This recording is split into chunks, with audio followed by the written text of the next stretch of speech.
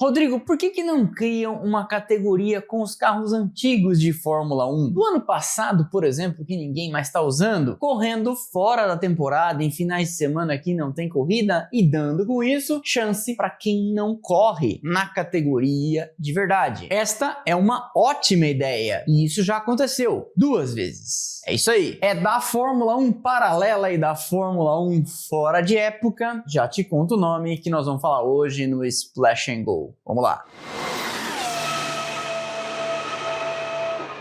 Mas antes, este vídeo é patrocinado pelo Surfshark, o melhor serviço de VPN, nosso parceiro aqui há muito tempo, para quem precisa de segurança de dados para navegar. E sim, eu preciso, você precisa, todo mundo precisa, e se todo mundo usasse, com certeza teríamos menos golpes na internet. Porque toda vez que você trafega informações, o que seria trafegar informações? Assistir a este vídeo é trafegar informações? Fazer uma busca? Pesquisar o preço de uma passagem aérea, de um hotel? Entrar no seu internet banking, dar uma navegada, olhar o Instagram usando o Wi-Fi público daquela livraria, daquele café, do aeroporto? Tudo isso é trafegar dados e quando você o faz desprotegido, você corre o risco de ser pego por anzóis maliciosos. O Surfshark codifica, embaralha, encripta suas informações que trafegam então em segurança até o destinatário e voltam para o seu dispositivo, qualquer dispositivo. Desktop, celular, tablet, videogame, smartphone, não importa. Falei notebook? Notebook também. A interface é rápida, bonita, tranquila de usar, nem precisa de tutorial. Todo dia a gente fica sabendo aqui de golpes, vazamento de dados e etc. E você, ainda usando o Surfshark, pode ser alertado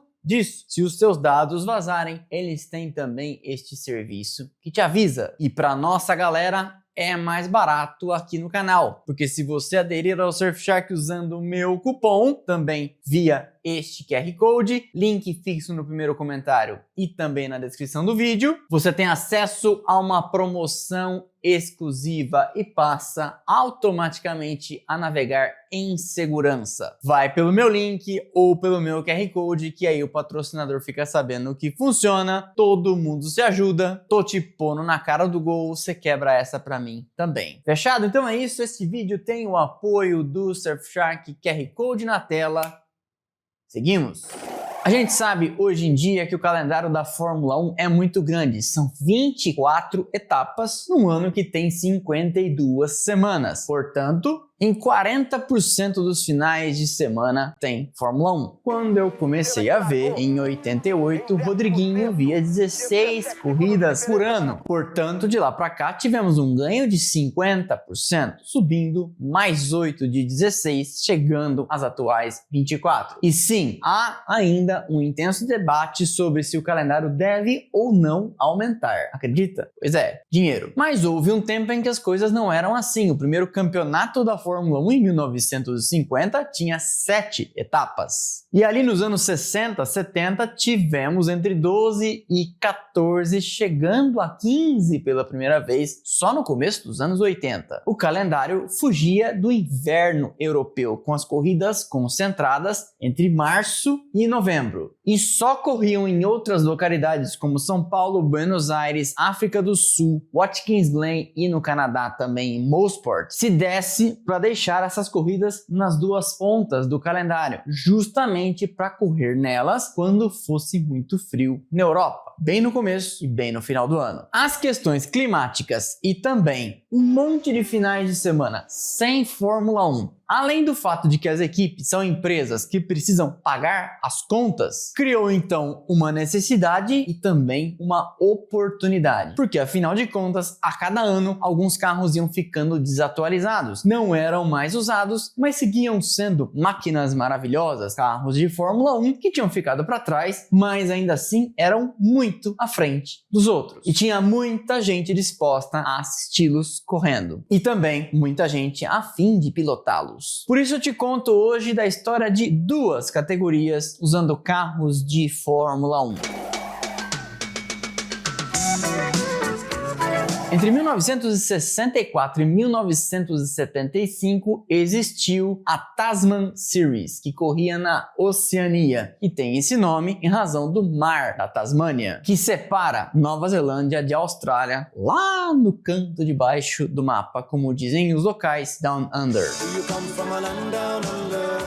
A criação da categoria combinou então a oportunidade climática, hemisfério sul, clima parecido com o nosso, quando era muito frio no começo do ano, justamente no Velho Mundo. As corridas aconteciam em janeiro, fevereiro e comecinho de março, que era, ora coincidência ou não, justamente a entre-safra da Fórmula 1. Para os pilotos, na época, lembremos que o modelo econômico das coisas era meio diferente e as equipes corriam pelo cachê, ainda que hoje isso também funcione dessa forma, e os pilotos não recebiam salário. Às vezes, ficavam só com a grana dos prêmios. Logo, não corria, não recebia. E de repente, então, no período vago, tinha corrida acontecendo lá na Nova Zelândia e na Austrália. Também era muito bom para os promotores que conseguiam organizar um campeonato onde a Fórmula 1, na época, ainda não chegava. Não tinha Grande Prêmio da Austrália, não tinha Grande Prêmio da Nova Zelândia. Também por dificuldades de logística. A série se tornou então uma Fórmula 1 de inverno ou uma Fórmula 1 de verão, dependendo do ponto de vista, se você está falando da Europa, para os europeus, que acontecia lá na Oceania. A ideia apareceu no começo dos anos 60 com a organização de corridas independentes, mas logo os promotores locais pensaram, e se a gente unir isso aqui num campeonato valendo pontos, amarrar todas as corridas entre si e juntar então mais grana para trazer os figurões da Europa. Em 1964 foi então formalizada a Tasman Cup, uma fórmula que permitia a participação de carros monopostos com motores até 2.500 cilindradas, justamente os motores que a Fórmula 1 usava. O negócio rapidamente deu certo e começaram a aparecer por lá nomes muito conhecidos da gente. Jim Clark, Jack Stewart, Graham Hill, Phil Hill, John Surtees, Jochen Rindt, que iam então correr e enfrentar uma galera local que não era moleza. Jack Brabham, Bruce McLaren, Chris Amon, Danny Hulme, e o bicho pegava nestas corridas. E os circuitos, eu admito, nunca tinha ouvido falar. Porque a gente sabe, na Austrália sempre vimos corridas de Fórmula 1, pelo menos em pistas de rua, Adelaide e Melbourne. Mas essas aqui são Pukehok Park na Nova Zelândia, Levin, também na ilha, Wingram Aerodrome, que é um aeroporto na Nova Zelândia, Saratoga Park, também na Nova Zelândia, Sandon Park na Austrália e Longford, também na Austrália. Esta é uma pista com 7,2 km de rua. E os campeões? Em 1964, por exemplo, correndo com uma Cooper, Bruce McLaren levou. Em 65 foi a vez de Jim Clark, naquele ano em que Jim Clark ganhou absolutamente tudo. Fórmula 1, Fórmula 2, 500 milhas de Indianápolis, e aí ele foi então pro outro lado do mundo e fez a rapa. Em 66 deu Jack Stewart com uma BRM, em 67 e 68 Jim Clark. Este último título vencido meses antes de perder a vida em Hockenheim com um carro de Fórmula 2. Em 69, Chris Amon, local, levou com a Ferrari. Chris Amon, que nunca venceu um grande prêmio válido pela Fórmula 1, mas tinha ganhado corridas fora e também ganhou este campeonato. E aí, de 1970 para frente, o campeonato muda de formato e se transforma na Fórmula 5000. Ainda com carros monopostos, mas agora com motores de 5 litros. E sabe quem venceu os campeonatos de 71, 72 e 73? Um tal de Graham McRae, tio de Colin McRae, a lenda do rally. É mole? Mas a Tasman Series não foi a única Fórmula 1 paralela, como eu comecei dizendo neste vídeo. E tivemos também uma Fórmula 1 nacional na Inglaterra.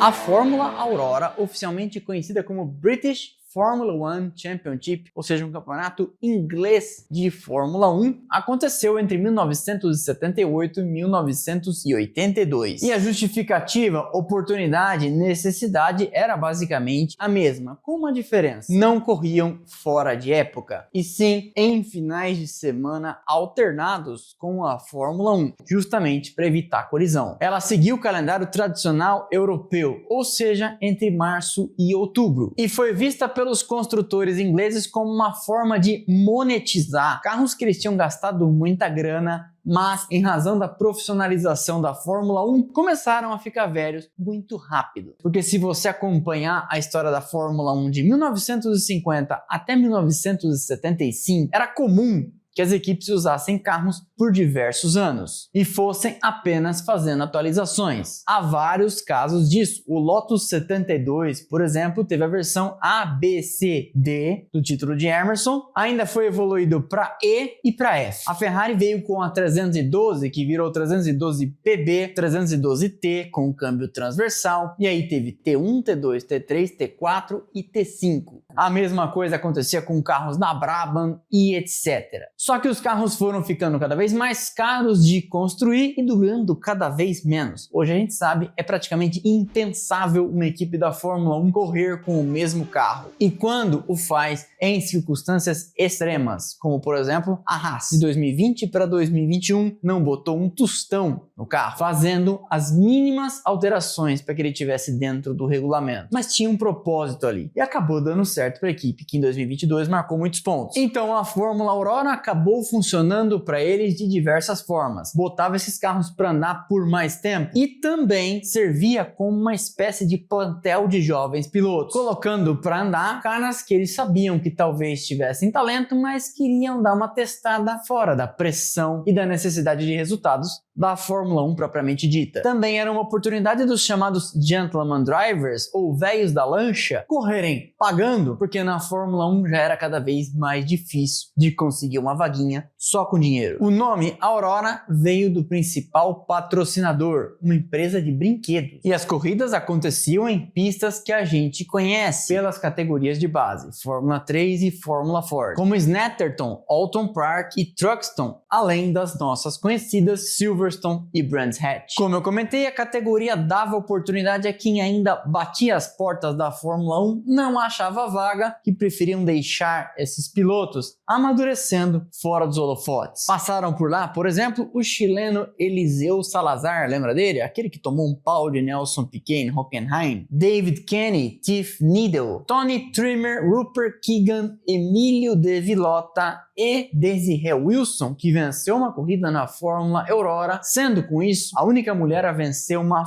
forma de Fórmula 1, ainda que não no Campeonato Mundial. Isso aconteceu em 1980 com um carro da Theodore, mas o campeonato durou até 1982, vencido naquele ano por Jim Crawford com um carro da Ensign, tá vendo? Só nomes conhecidos nossos. E no ano anterior, 81, ele não aconteceu por falta de interessados. Às vezes, dava ruim. Por lá também passaram conhecidos nossos, como Ricardo Londonho, aquele que tinha ligações muito esquisitas com o cartel de Medellín, de que eu falo no vídeo dos patrocinadores obscuros, e mais um sem número de figuras, por onde passou, por exemplo, Geoff Brabham, irmão de David Brabham, que a gente entrevistou aqui, e filho de Blackjack, e Hélio de Angelis. Como eu comentei, servia para amadurecer talentos. De Angelis era um baita de um piloto. E por que a Fórmula Aurora acabou, se dava certo, gerava público, amadurecia pilotos e ajudava financeiramente as equipes? Bom, algumas razões. A primeira delas, a Fórmula 1 não gostava muito desse negócio de não ter a exclusividade sobre aqueles carros maravilhosos. Porque se você tinha a Fórmula 1 e uma Fórmula 1 mais ou menos igual, ainda que com carros desatualizados, mas correndo nos finais de semana alternados, você há de convir comigo, tipo,